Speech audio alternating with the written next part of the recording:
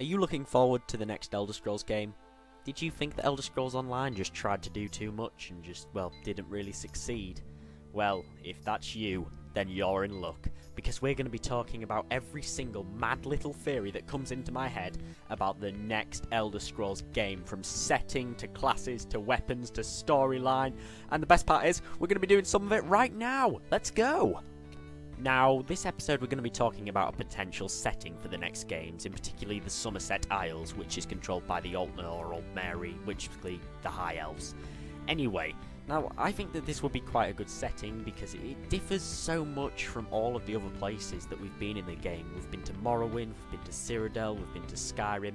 I don't really think that we've been to Hammerfell due to how far behind it was, so a lot of the atmosphere and immersion wasn't really there.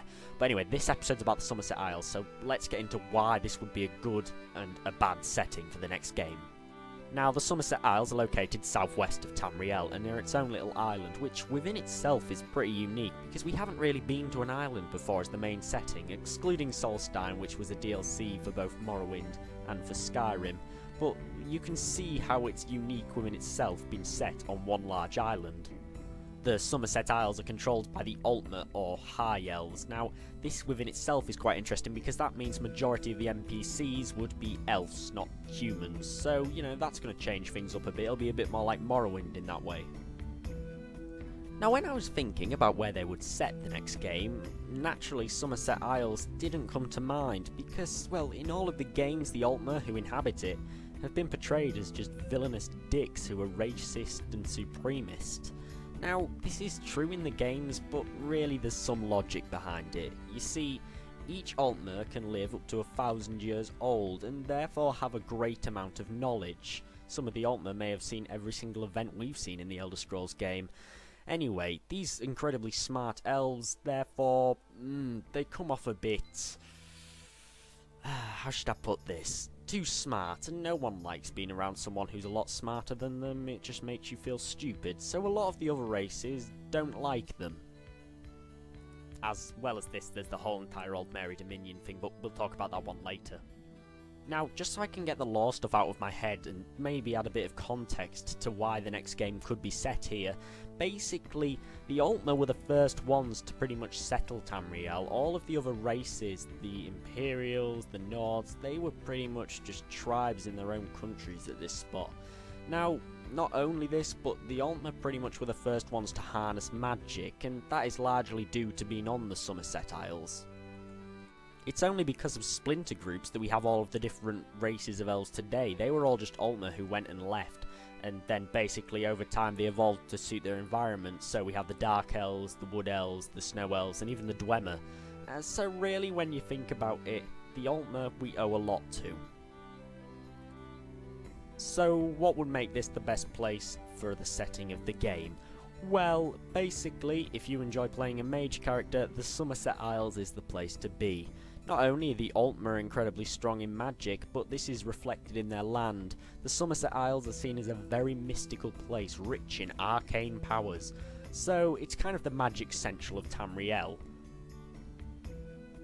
Okay, one more lore fact. It was also the Altmer who opened up the Mages Guild that we have all the way around Tamriel, so magic was available to everyone. So, let's talk a little bit more about the terrain that we'd be having. So, we've had the rocky, cold terrain of Skyrim, we've had the lush lands of Cyrodiil, and we've had the ashlands of Morrowind. We've had others as well, but I'm not really going to count them because, like it or not, they weren't overly immersive. Now, the Summerset Isles are their own little thing. It's very lush land, similar to Cyrodiil, but it's a lot more fertile. It's covered in farmlands, parks, and ancient towers and manors. It's a very, very culturally rich land. As well as this, there's tons of magical sites. So exploring a place like this, it's a dream come true, which it kind of needs to make up for because it's a significantly smaller than Skyrim. So it would need to compensate for some of that by having some pretty interesting terrain. Personally, I don't see a huge issue with it being smaller than Skyrim, as so long as it's immersive and they make the exploring fun, yeah, I can deal with a bit of a size compromise. Now, when I was saying about the island being smaller, let's not forget that it is an island. So, obviously, we're surrounded by ocean. Now, this is just a spitball idea here, but we could bring in so many interesting features here, such as sailing, undersea discovery.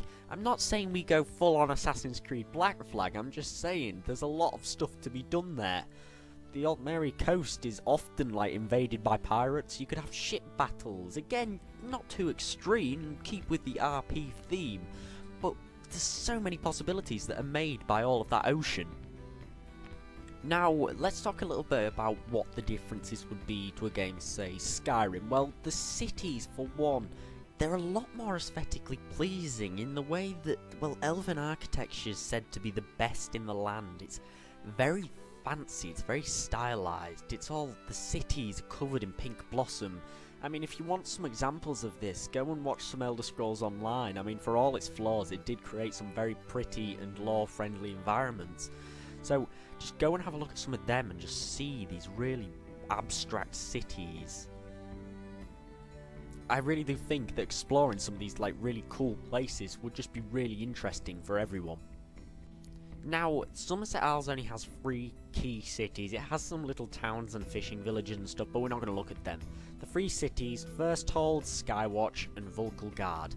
Now, although 3 cities is a significant drop down from games such as Skyrim where we had the 7 holds, now, if the game creators could maybe make it so the cities were a lot bigger, as I was saying, a lot more immersive, a lot more fun to explore, you can spend a lot of time just going around one little world space looking at everything. I mean, you know, if you're into Tamriel's architecture.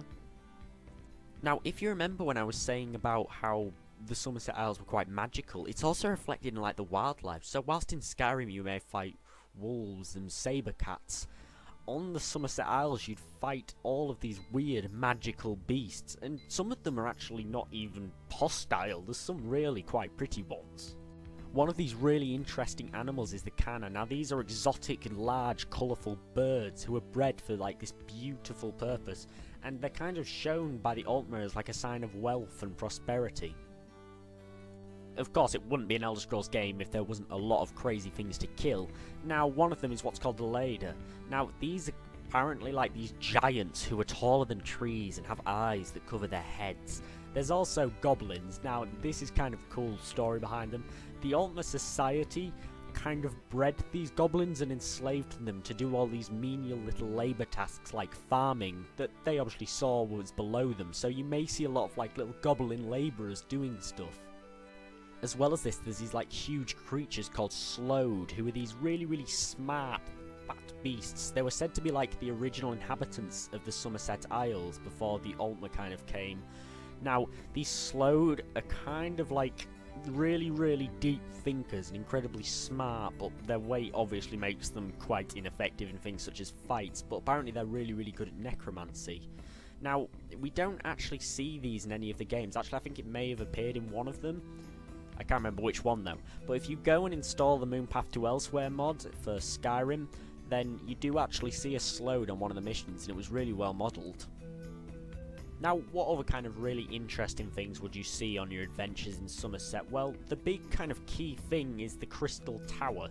Now, this is like a giant, well, crystal tower in one of the cities, and basically it's really, really magical. It was seen as kind of like the magical training school for a long time before the Arcane University was created. Now, if you were like me when you first thought about the Summerset Isles and the Altmer, you thought, oh wait, all the Altmer are just racists, and why would I want to go there? If I don't want to play an Altmer, I'm going to be treated like crap. Well, not necessarily.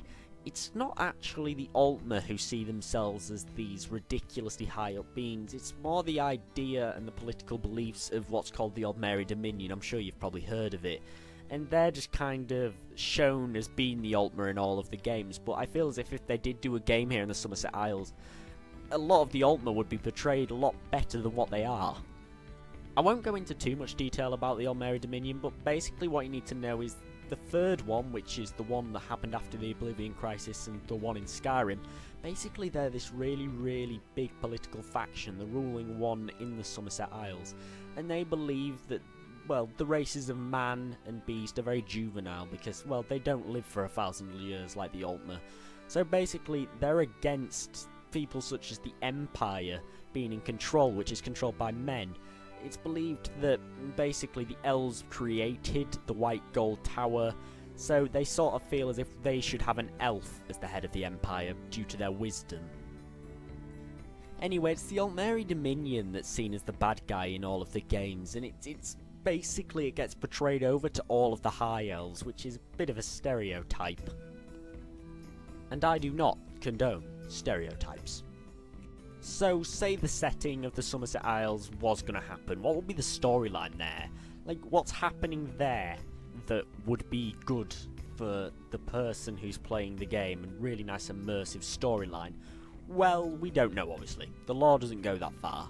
But if they wanted to take off straight where Skyrim left off, then they could, because if you did do the Stormcloak campaign, a lot of the Nords are on about how they're going to go down to the Summerset Isles and show those pointy-eared bastards who's a real Nord.